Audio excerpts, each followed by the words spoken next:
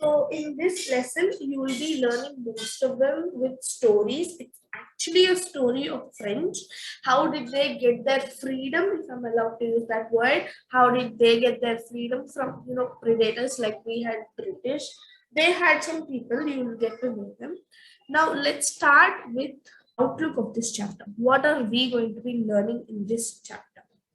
Now here, as you can see, it tells about the main storyboard. What are we going to learn? The abolition of slavery, French Revolution, outbreak of the revolution. What's a reign of terror? You might be wondering, did women have a revolution? Yeah, nice question, right?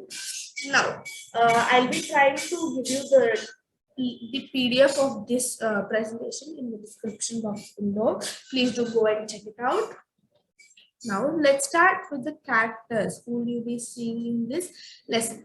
Number one, Louis the 16th. Now, who's this? He is the king of France. And next, Marie Antoinette. Marie Antoinette was the wife of king, or you can also say princess. Now, who is Napoleon Bonaparte? He is the dictator who rules France for a time period, whom you are going to be learning later on. Then who is Maximilien Robespierre? Now, we will be learning later on about him detailedly. Now, what you have to remember right now is that he was the leader of Jacobin Club. Now, what is Jacobin Club? You will also learn about that later. Now, who is Mirabeau? Now, one person is actually not here. It's Cbse. Cbse. Now, who are these both? These both were the main people who participated, the leaders, I guess I can say, who participated in the writing of the Constitution. Now, Montesquieu, Rousseau, and Voltaire, and also John Locke. Remember this person's name? John Locke. These persons' names are not here. Montesquieu, Rousseau, Voltaire, and John Locke. These all were philosophers. Okay, now let's get started with the past. How we are going to be learning this lesson is we're going to be starting with the present, then going to the past, and then again coming back to the present. Now, what is happening right now is the storming of the Bastille. Now, you might be wondering, what is this Bastille? A Bastille is a prison in the fortress or a fort or a palace. Now, when did this take place? It took place on the 14th July 1789. Remember that? On the morning of the 14th of July 1789, there was a rumor that spread. It was not fact, it was not something that everybody knew was going to happen, but it was just a rumor that spread that the king will be ordering troops to fire upon the people directly. Now, the people obviously get scared, right? Now, what they did was they formed a people's militia. How many people? 7,000 people. Now, what is a militia? Militia is nothing but a military force of people in case of any emergency. Now, suppose when you are scared of any person, you obviously go for self-defense, right? That's what happened right here. It's nothing but self-defense for themselves against the king. After the storming of the Bastille occurred, after whatever happened, people sold fragments of the Bastilles. Now, fragments, what do you mean by this fragments of the Bastille? Now, you know that Taj Mahal is a very great monument and each and everyone admires it. And each and everyone would like to have a piece of it as their memory. Now, in the same way, when the storming of the Bastille occurred, there were fragments told, maybe like the marble, some important, or it's made of something, right? The marble. So it was sold as fragments to the people as a memory. What memory? Not memory of keeping it safe. It was the memory of the destruction. Now, obviously, the following days was observed by more violence. Now, we'll be going back to the past now. We talked about 1789. Now we are going to be talking about 1774. Let's talk about a little bit about Louis XVI, who was the King of France. Now we knew that he became very young. He was very young when he actually became the prince of this France. He was crowned as the prince when he was very young, 20 years. And his wife was Marie Antoinette. Who was she? She was the Princess of Austria. Now, Louis XVI wasn't the person who used to, care mostly about the people, but only cared about himself most. He was very generous, I guess, if I'm about to use that word, but only to the rich people. He was only generous to the rich people, not the poor ones. Okay, now there was, he helped many people actually. He helped the American colonies gain independence. He gave them, things that, that was, that they need and all. Now, but they were actually short of money, right? There, one important question that is important on the exam point of view is why was the state of France forced to increase taxes? Okay, now as he was in loss of money, obviously he had to increase taxes. What are the reasons? It's these 4 points right here. There were long years of wars. They needed of weapons, food, and clothes. France had the American colonies. There were the extravagant life of the king. Obviously, now this Louis XVI, he was, very he was very, he needed those expensive things around him. Obviously, a king does, right? Now, the regular, even the expenses of him, that was also very much. And now, obviously, the state had to increase the taxes. Now, before going to that, we'll be learning a division that actually took place in the rule of Louis XVI. France was actually divided into 3 parts: clergy, nobility, and the third estate. Now, clergy and nobility, were like, the rich people. They enjoyed privileges, but the main privilege they had was they didn't have to pay taxes. And they were, in the good books of the king. Now the third estate, who were, there were peasants, artists, labor, servants and all. In the third estate also, there are actually big businessmen, merchants and court officials and all. But only the third estate had to pay taxes. Now what kind of taxes? There were a church tax called tithes that the church, especially only the church, used to, take from the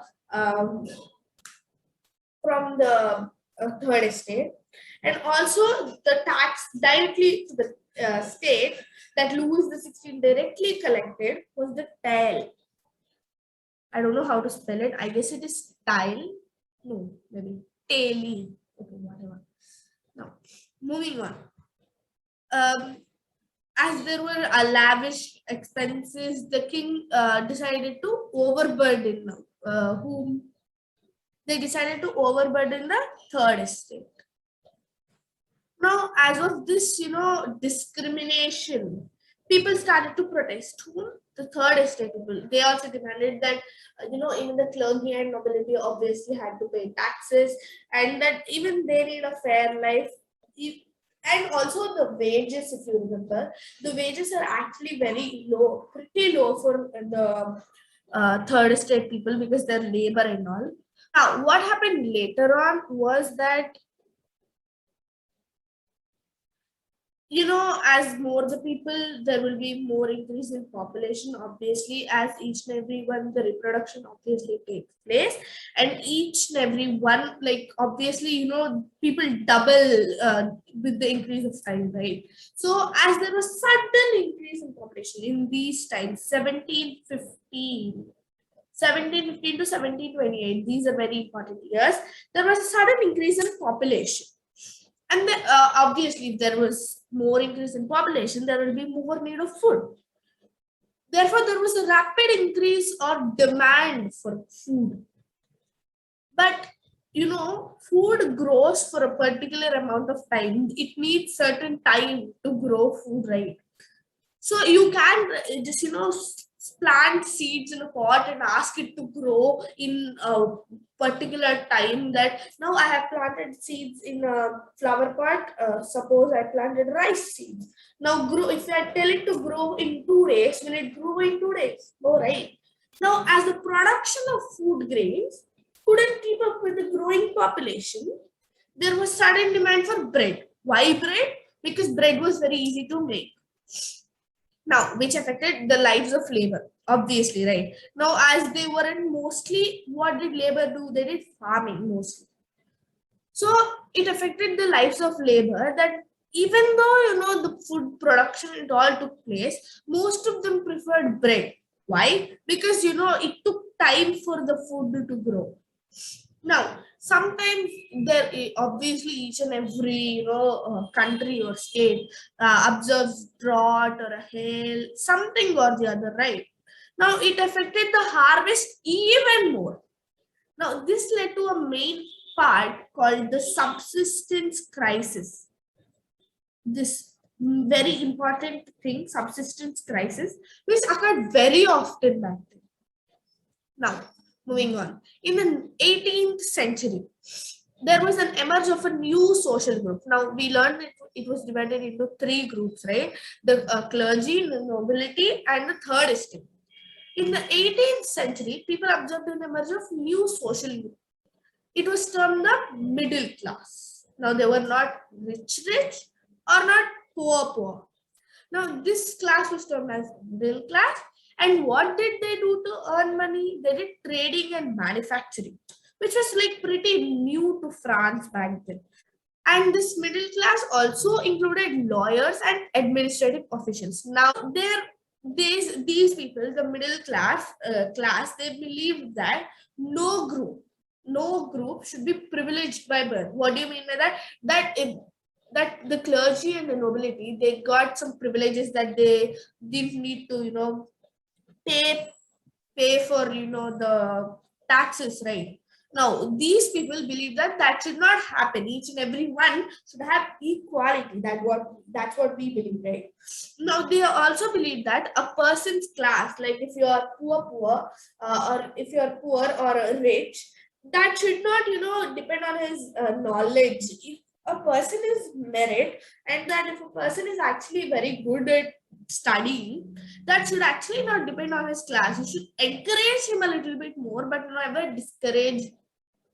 Now, these ideas, the bad things that were done by the king, and the good, morals and all, were put forward by philosophers whom I was telling you about. Number one, Jean-Jacques Rousseau. He made a book about a form of government based on only about the contact of people and government, like democracy. He put forward that. And John Locke, in the book of Two Treatises of Government, he proved the divine and absolute right of the monarch. That means like the overpowers of monarch and the bad things that the monarch did. Now, Montesquieu, a very great philosopher, in his book Spirit of Laws, he put forward the division of power between the government, like the legislature, the executive, and the judiciary. That's what we use in democracy right now. Now comes the outbreak of the revolution. As I've told you, there was suddenly, there was to meet the needs of the king, he had to put up taxes. Now that's what we're going to be learning right now. On the 5th of May 1789, Louis XVI called a meeting of Estates General to impose a new tax. Now you might be wondering, now what is this Estates General? Why can't he only impose a new tax? Back then in the old regime, now you'll be learning what's an old regime later on. Back then, the king didn't have the power to impose a new tax. a new tax. Only a body known as the Estate General had the power to impose a new tax.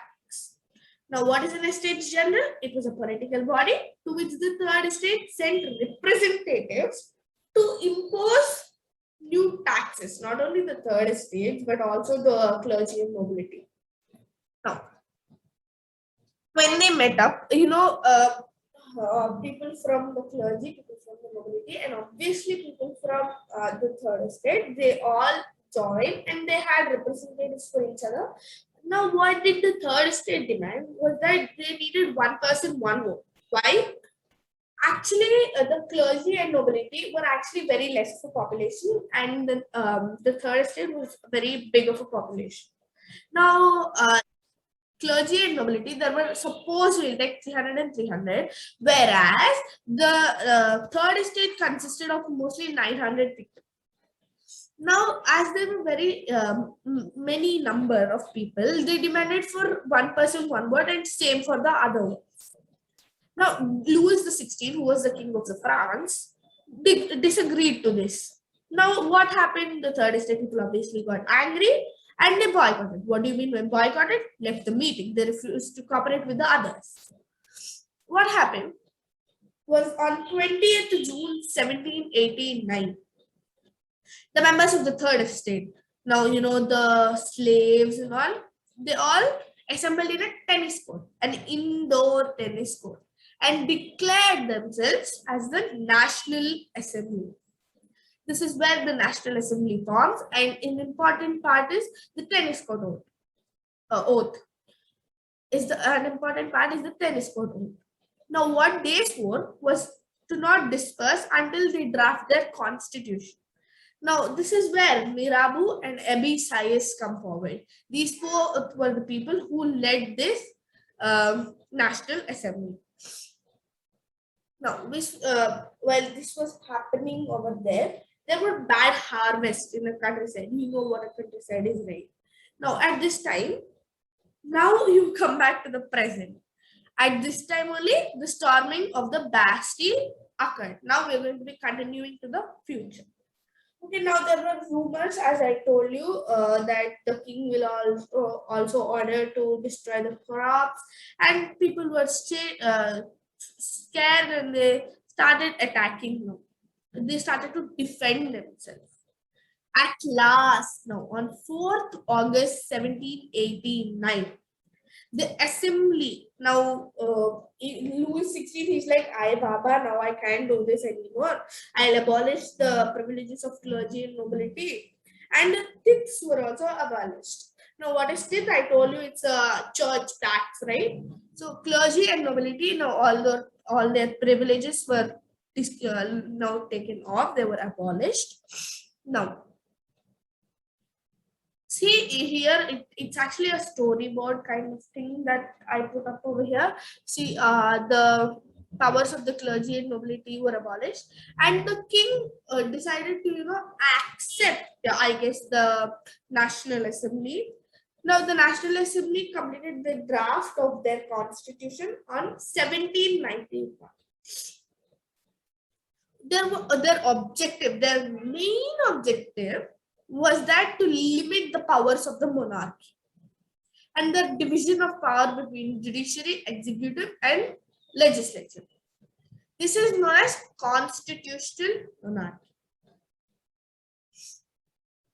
Now, each and everyone got the right to make laws, and the citizens voted for the representatives who choose the assembly. Okay, now here also only men who are about 25 years. Now, as in democracy, it says that people above 18 years, but back then it was 25 years. Now, people who were about 25 years and people who paid taxes equal to 3 days of labor. Now, if each day the labor wage was that they get 3 rupees each day, just assume 3 rupees. So what's 3 days wage? 9 rupees. Now, if they only paid 9 rupees each month and who were about 25 years old, only those got to vote. Now, how did the constitution begin? It began with the Declaration of Rights of Man and citizen. Okay, these stated the main rights of a human being, each and every right. The at least rights, I guess, if I'm allowed to use the word at least, the simple rights each and every person had to use. It was the duty of the citizen to protect the rights of the man and citizen. Now, these are some important political symbols that took place. Now, what does this broken chain symbolizes? It symbolizes freedom.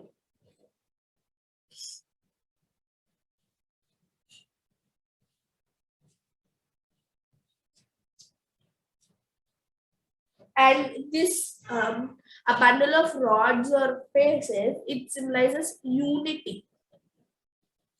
An eye in the triangle symbolizes knowledge. And this thing, whatever you call this, scepter. Yeah, the scepter, it symbolizes the royal power. Now this, a snake biting its tail, forming a ring, symbolizes eternity. This cap was actually worn by slaves, which represented freedom of slaves. Now this blue, white, red lady, she represented the colors of France. The winged woman represented the personification of law. And the law tablet, this thing, represented that the law is same for all. Or you can say that everyone is equal before law. Moving on. Now, even though Louis XVI accepted the National Assembly, he got into, secret negotiations with the King of Persia. Okay, now what did they do is they actually planned to send the troops to bring out the developments made in France, or bring down the National Assembly. Now the National Assembly got to know about this before itself and knew that something like this would happen, obviously, and they were, they could not believe Louis XVI, who was, such a fraud. So they declared war against Persia and Austria. As you know, Austria, Marie Antoinette was from Austria, and many of the volunteers, they were people from, the normal citizens. They volunteered to join the army for the war. And each and every country before a war goes on, there's a patriotic song that's taken place. For India, it's our national anthem. And what they chose back then was La Marseillaise. Now it's the national anthem of France. It was sung for the first time by the volunteers as they marched into Paris. Now comes the important topic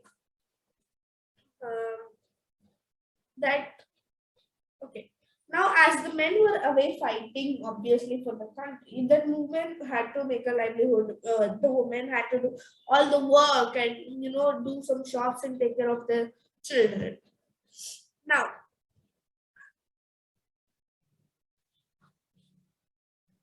okay, now the people believe that the revolution had to be carried on further. Why? Because the constitution, even that they think that the constitution was a little bit perfect, but not completely perfect, and that this had to be carried on because the constitution only gave political rights, not all rights, and not all people were allowed to vote. Right?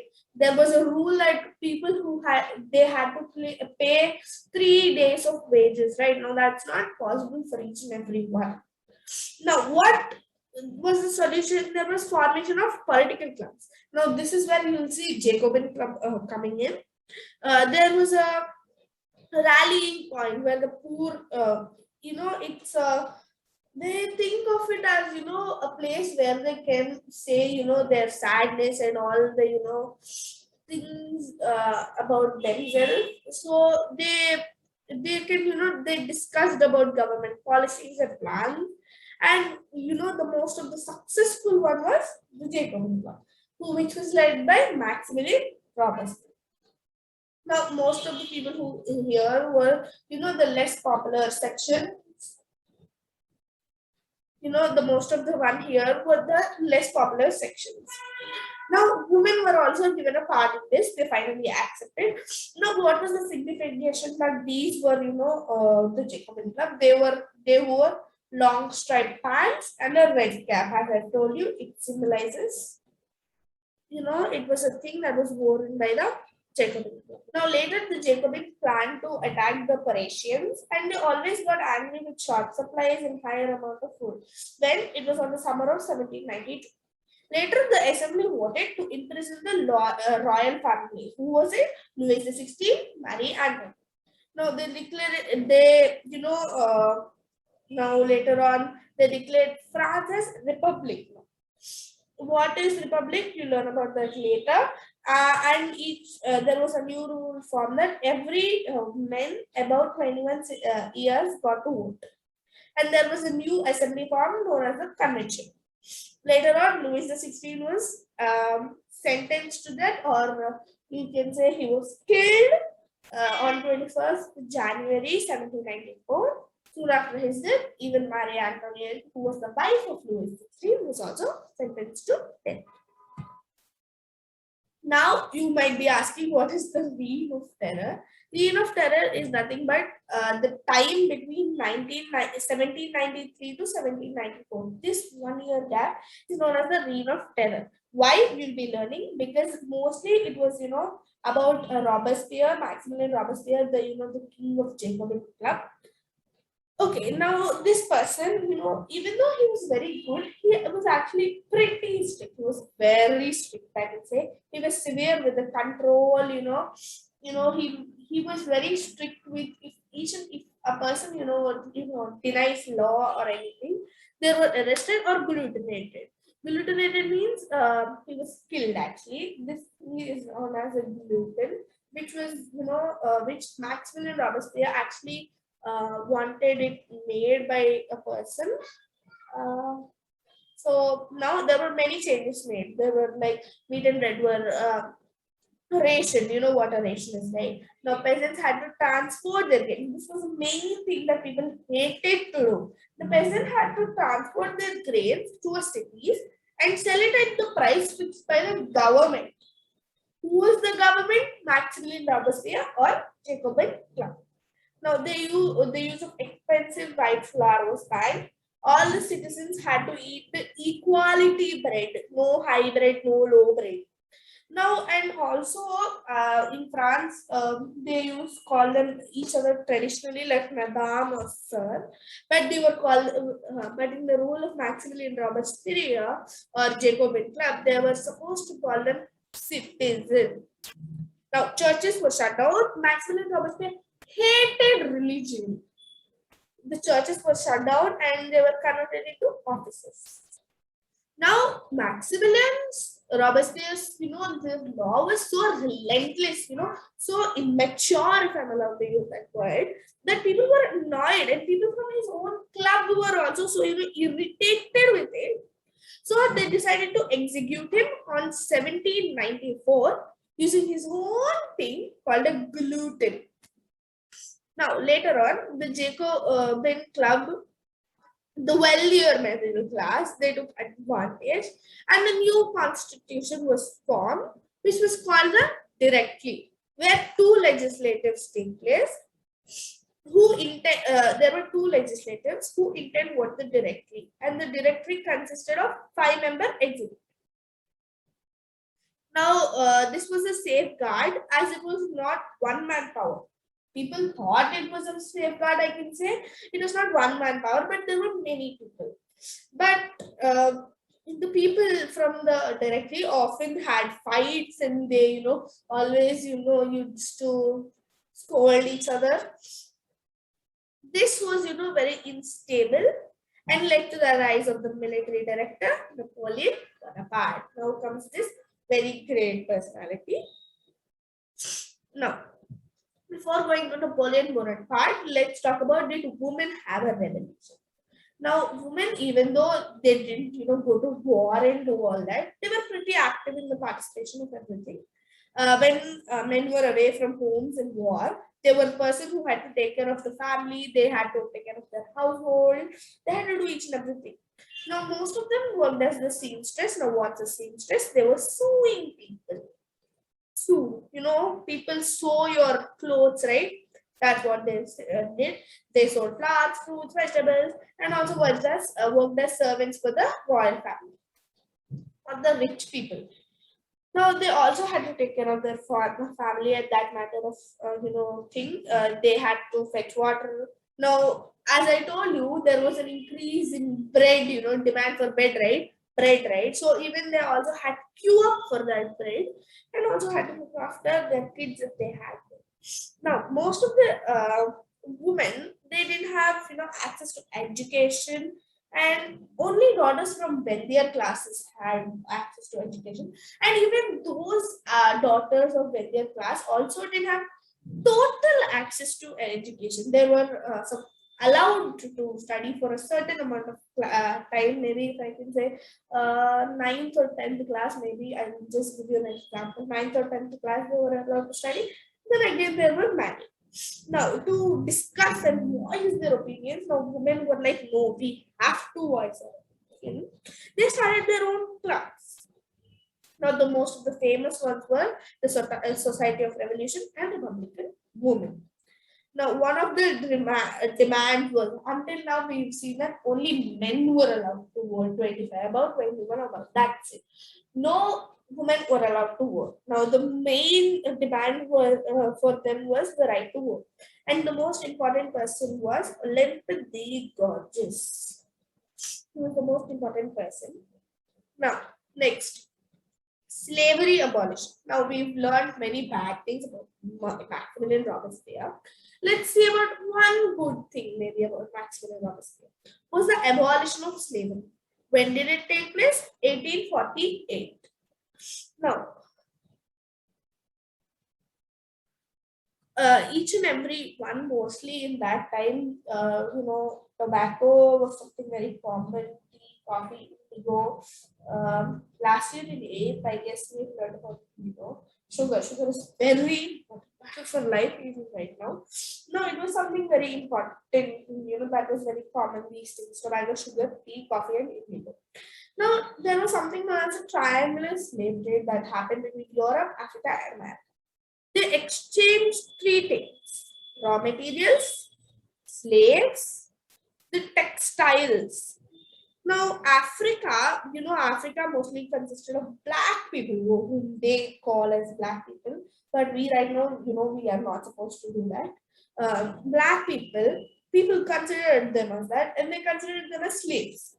Now, people from France had their plantations in America. So they sent the people Africa, they agreed to send slaves from Africa to America. Now, intent, what did they do? They sent the sugar, tobacco, and all back to France. And France intended to do something good for Africa. They sent some textiles and some things, that Africa needed. Now, why was slavery not abolished during the rule of Louis XVI? You know that Louis XVI only favored for the rich people, right? So now, obviously, most of the rich people have plantations, and those plantations need to be cultivated. And to be cultivated, they're too much lazy to cultivate it on their own. They needed labor, so they did not abolish it. Now, why was it abolished only during the rule of the Jacobins? As we know, the Jacobin club consisted of the lower class of the third estate, or the poor people of the third estate. Now, poor people, they thought it was unjust and that it's something that's not correct, and people were also, carried in ships. This was the way how they were placed. They were crumbled up literally in the ships. So they thought it was unjust, and therefore the abolishment took place. But as soon as Napoleon Bonaparte, came back to power, the abolition of slavery, it was reintroduced. Now, going this as a main part of the slave trade, please take a screenshot or you can check down below. Okay, let's go back again to the storming of the Bastille. Now, a very new law that actually came into effect as soon as that happened was the abolishment of censorship. Okay, now what is censorship? In the old regime, as I told you, the time span, there people weren't allowed to, write books or do interviews or do anything for that matter of fact or role plays without, the approval of the king, of the censor of the king. Censor is a person, that took place of the, that was beside the king who checks all this. Now, as soon as the storming of the Bastille occurred, the people were like, "Now, yeah, we need to abolish this," and they abolished it, and writers got freedom. Now, we'll talk back about Napoleon Bonaparte. Now, Napoleon's rise and fall. In 1804, Napoleon crowned himself as the Emperor of France. Now, what do you call this? It's known as a dictator rule. Now, soon after, he set to conquer the neighboring European countries. He wherever he found the king that he didn't like, he immediately disposed that dynasty. Now, people thought that he was a good person and he'll bring freedom to the people. But soon after, they considered the army of Napoleon Bonaparte as an invading force because he was so ruthless and never even cared about people. Now in 1815, Britain and Persia, now they were like, oh my gosh, this guy is not listening to us, and they defeated Napoleon Bonaparte at a place called Waterloo by Britain and Persia. So that comes to the end of our lesson, French Revolution. I hope you understood it well, and it's a pretty simple lesson, but just the remembrance of the dates is a little bit tough. So I hope you understand it very well. Thank you so much. Bye.